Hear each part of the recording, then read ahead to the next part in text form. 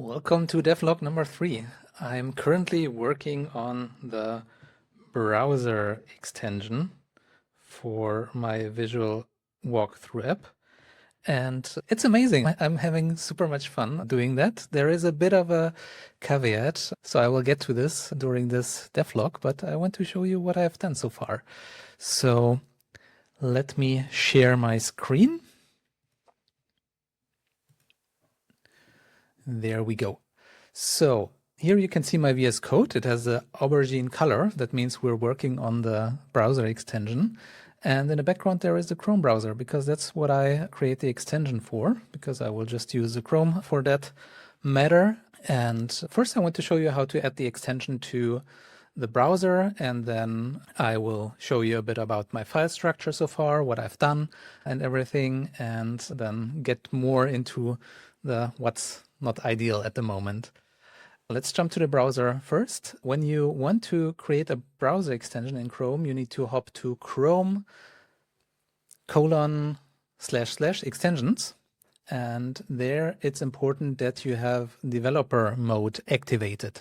So that way you can then load extensions. Because if you have it deactivated, like right now, there is not this submenu there. When you click activate, then you can click the load unpacked button.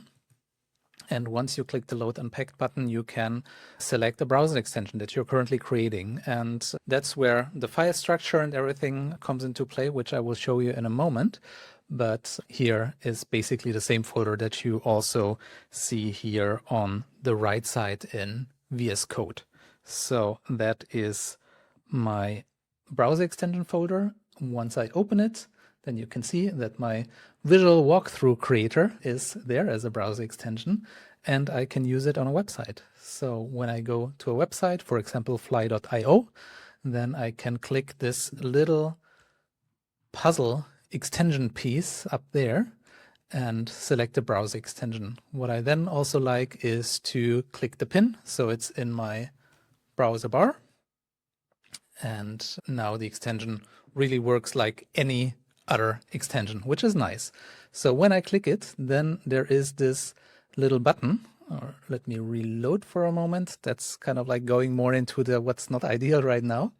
So once we reload and I click the button, then you can see that the little icon up here is green, and I can define steps. And when I click define steps, click here, for example, here and here. So this doesn't do anything right now except creating those little circles. And once I'm done, I click stop, and then the steps should be saved. I'm not that far yet, but that's like the stuff that I wanted to do so far. Let's go into the code, and I want to show you a bit how to work with the code. So the most important thing if you create a browser extension is a manifest.json file. And that file basically defines the rule set for your extension. And besides the manifest.json file, you need a background.js file or a content.js file. So what I'm, for example, doing with my background.js file is that I'm triggering this little icon. So I have my code right here that's saying like, okay, so if you're active, then use the icon active. And if you're not active, then use the other icon. So that means when I'm clicking this little thing, then at least it changes from purple to green. And that's here in the background file. So background is more like you can, really think about it like the background of your extension. It's something that runs in the background and keeps care of your application in general. And content.js is more about what's happening on the screen of your extension. And what I want with this little pop-up here is that I want to see it all the time. And that's why it's in the content.js. So my JavaScript code is a little bit wonky at the moment. So I'm creating HTML from my JavaScript file, and that is, it doesn't feel right. So if you've worked with frameworks, writing the HTML like this in pure JavaScript is always a bit weird. So that was the first issue I'm kind of running into while I'm building this. And the other thing is that the flow currently looks like this. When I'm in VS Code. So here, basically like that's my code editor, and I am saving the file. Then I need to go into the browser and reload the extension and then reload the page in order to make everything work. And this flow is not ideal. I would love to have a dev workflow where I can be more smooth, being in VS Code and then seeing a hot reload in the browser when I'm working on something. And I also don't want to work with the pure JS. So the workflow right now is if I'm going to, for example, into the styles CSS, and I say, okay, the buttons should be a bit smaller and also the color should be purple or brownish, I guess.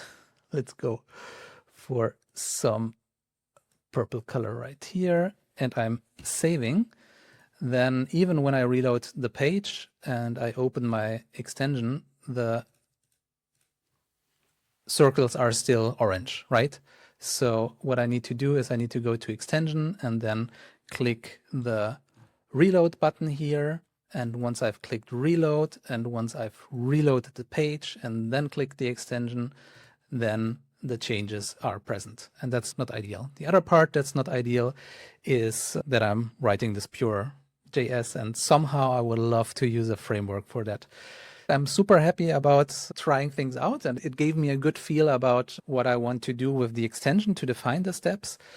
But it also showed me that my dev workflow is not ideal with that. So that is definitely something where I want to dig a little bit deeper before going too much into code and creating things just to realize it doesn't feel right to do everything in pure JavaScript. So that is currently the part where I'm investigating a little bit what framework I want to use and how a good workflow for browser extensions works. And yeah, once I have found a solution and maybe continued a little bit with my project, I will update you again. So thanks for watching and see you next time. Bye.